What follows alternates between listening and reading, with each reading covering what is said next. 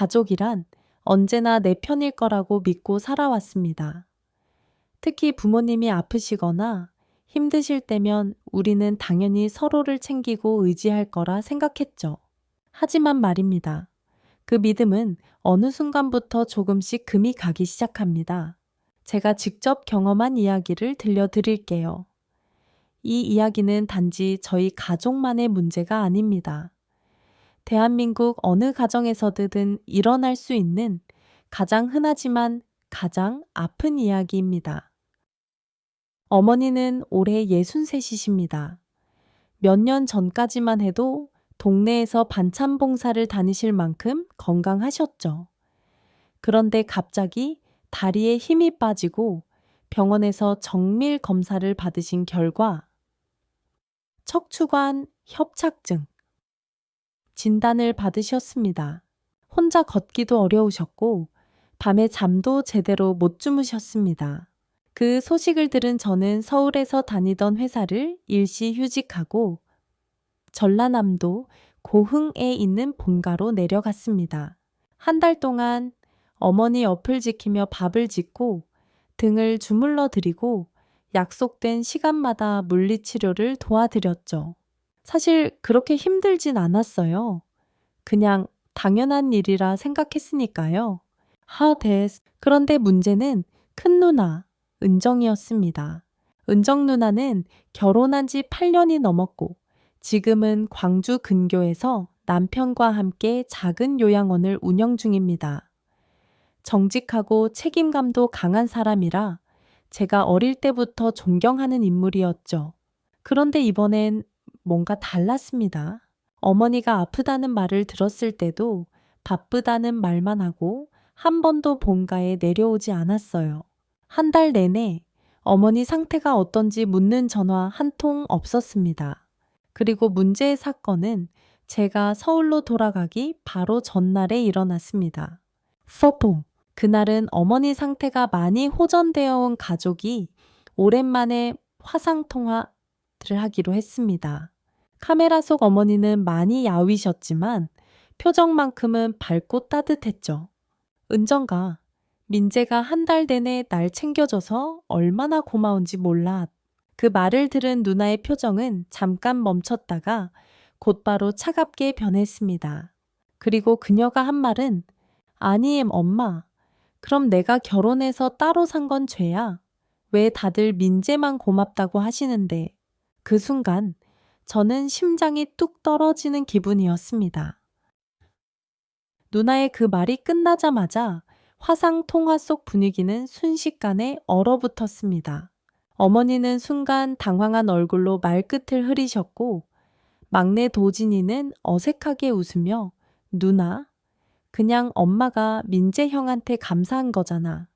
그렇게까지 말 안 해도 되지 않아? 라고 했지만 은정 누나는 멈추지 않았습니다. 아니, 나도 엄마 자주 내려갔었잖아. 결혼하고부터 매달 생활비도 보냈고. 그런데 아프실 땐 내가 없다고 이렇게까지 말씀하셔야 돼요. 그 순간 저도 말을 참지 못했습니다. 누나, 그게 지금 중요한 게 아니잖아. 엄마가 힘드실 때 곁에 있던 건 나였고 그냥 그걸 말씀하신 거잖아. 은정 누나는 조용히 웃더니 이렇게 말했습니다. 역시 너는 늘 인정받는 걸 좋아하지. 엄마 옆에 있다는 걸로 가족들 앞에서 점수 따고 싶었겠지. 그래서 그 한마디는 진짜 가슴을 갈라놓는 칼 같았습니다. 그동안 꾹 눌러왔던 감정이 폭발할 것 같았지만 어머니가 옆에서 제 손을 꼭 잡으셨습니다. 민재야, 말하지 마. 엄마는 그냥 지금 이 순간이 소중해서 그런 거야. 어머니의 눈엔 눈물이 고여 있었습니다.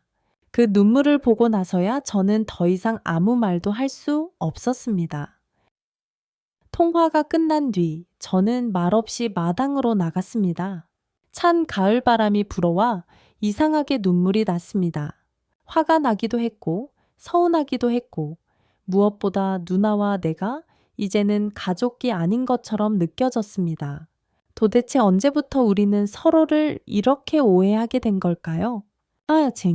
다음 날 서울로 올라가기 전 저는 어머니에게 조용히 물었습니다.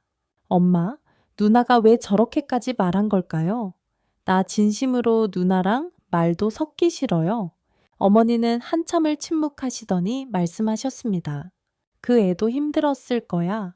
너희 아버지 돌아가시고 나서 가장 먼저 가장 역할을 하겠다고 했던 사람이 누나잖아. 근데 그 기대에 스스로 묶인 거야.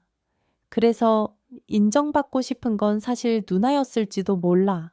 하듯 그 말을 들으며 저는 처음으로 은정 누나의 입장에서 생각하게 되었습니다. 그녀도 가족을 버린 게 아니었습니다. 그저 너무 오래 기둥이 되려고 버티다 보니 마음이 굳어버린 것 뿐이었습니다. 하지만 그렇다고 해서 상처가 사라지는 건 아니었습니다. 서울로 올라온 뒤에도 누나의 말이 머릿속을 떠나지 않았습니다. 회사에서 회의 중에도 지하철을 타고 이동할 때도 어머니와 주고받던 카카오톡 메시지를 보면서도 자꾸만 그날의 대화가 떠올랐습니다. 가족이란 그냥 혈연일 뿐일까? 함께한 시간보다 말 한마디가 더 큰 벽을 만들 수 있을까? 이런 질문들이 머릿속을 떠나지 않았습니다. 그리고 며칠 뒤 어머니에게서 연락이 왔습니다. 민재야, 혹시 이번 주에 시간 좀 낼 수 있니? 누나가 광주에서 올라온다고 하더라. 그 문장을 읽는 순간 심장이 다시 쿵 내려앉았습니다. 토요일 오후. 어머니가 계신 고흥집 마당에는 긴장감이 감돌았습니다. 차에서 내린 은정 누나는 어머니를 보자마자 안겼고 조금 뒤 저를 보며 말했습니다. 할 말이 있어. 우리는 작은 마루에 앉아 차 한 잔을 사이에 두고 마주했습니다. 누나의 얼굴은 지쳐 있었고 그 눈빛은 예전처럼 강하지 않았습니다. 어이? 민재야, 그날 내가 너무 심했지.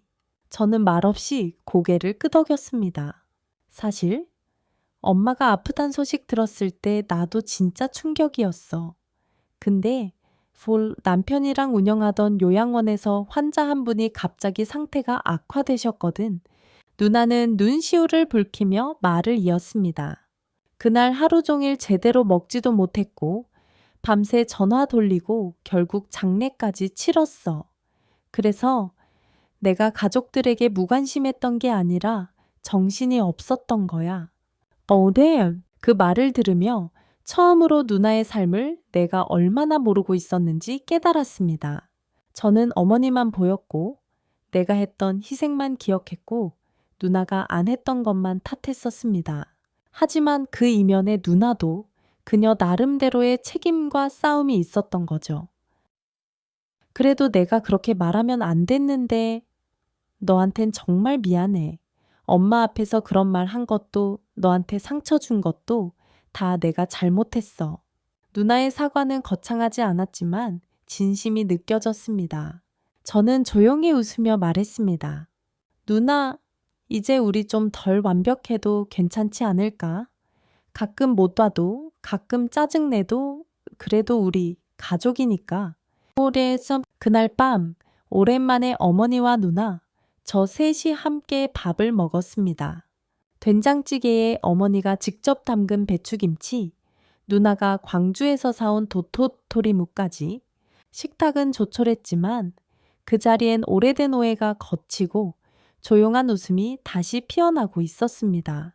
며칠 뒤 저는 다시 서울로 올라가기 전 어머니와 짧은 산책을 했습니다. 가을 햇살이 살짝 따뜻했던 오후, 논두렁 옆 오솔길을 따라 걷는데 어머니가 조용히 말씀하셨습니다. 민재야, 이번에 참 많이 컸구나. 그 말에 저는 살짝 웃으며 대답했습니다. 어른이 된다는 게 그렇게 쉬운 일은 아니더라고요. 어머니는 고개를 끄덕이며 말을 이으셨습니다. 누구나 자기 입장만 보이기 마련이지. 그걸 이해해 보려는 마음이 진짜 어른이 되는 시작이란다. 뻣뻣한. 그날 밤 저는 누나에게 짧은 메시지를 보냈습니다. 오이 누나 고마워. 지난 일은 다 잊을게. 다음엔 우리 셋이 김치 담그자. 잠시 후 누나에게서 답장이 왔습니다. 그래? 그땐 막걸리도 같이 마시자. 민재야, 진심으로 고마워. 그 메시지를 읽고 저는 처음으로 이 모든 일이 가족이어서 가능한 일이었다는 걸 마음 깊이 느꼈습니다. 네, 사람들은 말합니다.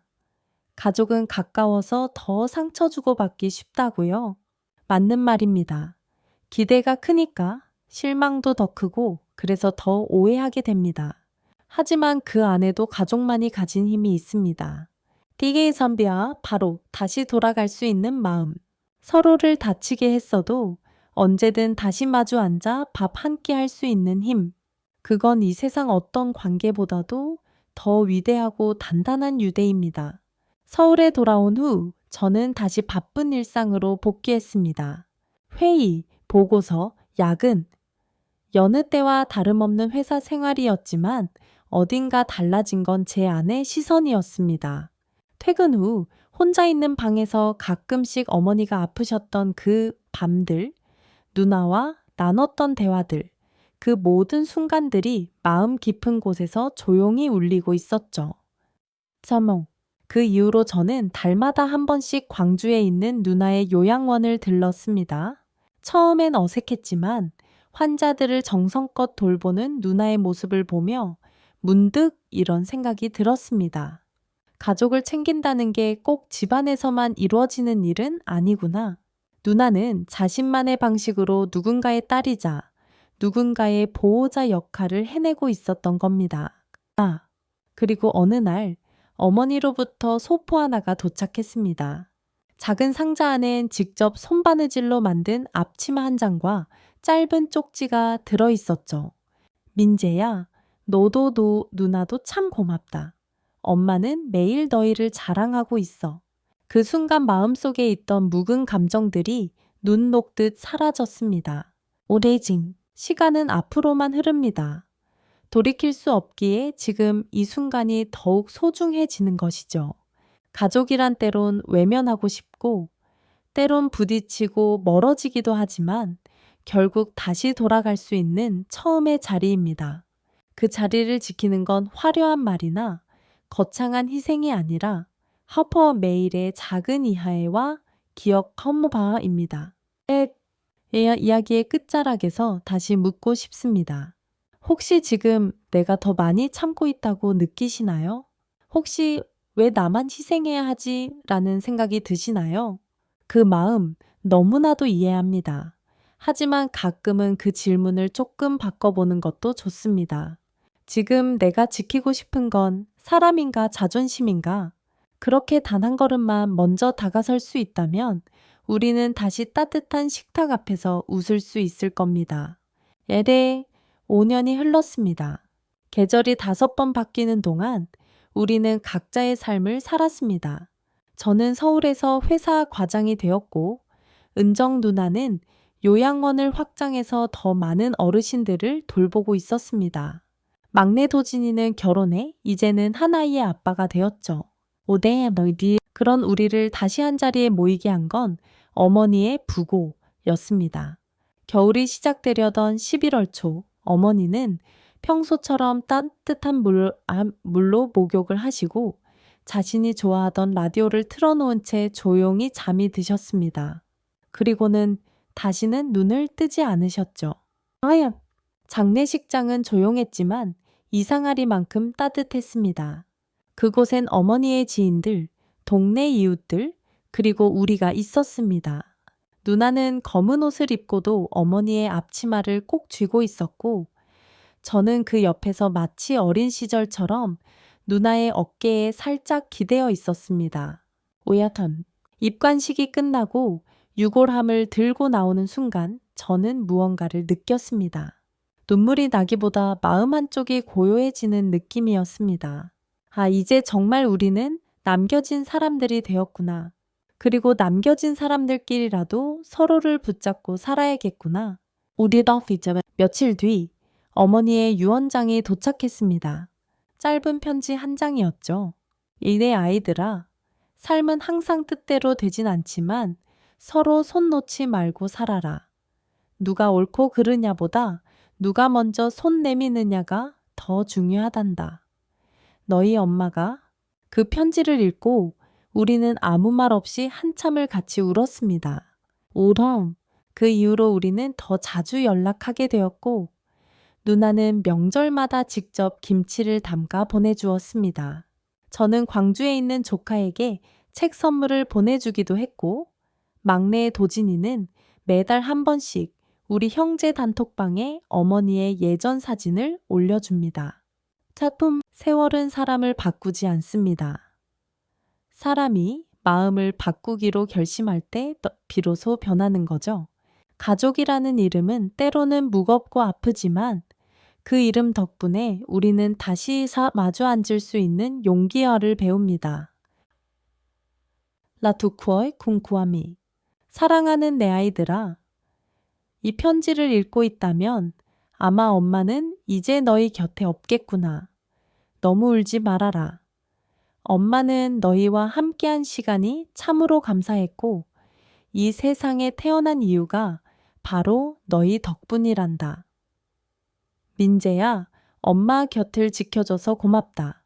조용히 말없이 해준 모든 것 엄마는 다 알고 있었단다. 은정가, 늘 책임지려 애쓰던 너의 어깨가 얼마나 무거웠을지 이제야 엄마도 알 것 같구나.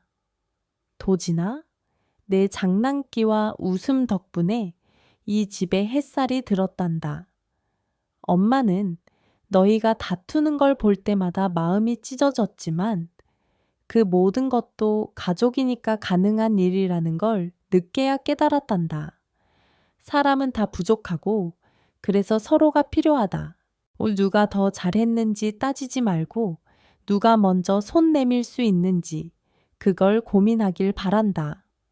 엄마는 너희가 서로 아껴주는 모습을 하늘에서도 보고 싶구나. 내 소원은 하나다. 너희가 서로를 끝까지 가족이라 부를 수 있는 것 사랑한다. 그리고 고맙다. 언제나 너희의 엄마가 오탄. 지금 여러분 마음에도 헤어진 가족, 멀어진 형제, 말을 잃은 어머니가 계신가요? 그렇다면 오늘 용기 내어 한 줄의 문자라도 보내보시길 바랍니다. 잘 지내고 있지? 그 한마디면 우리는 다시 가족이 될 수 있습니다. The end.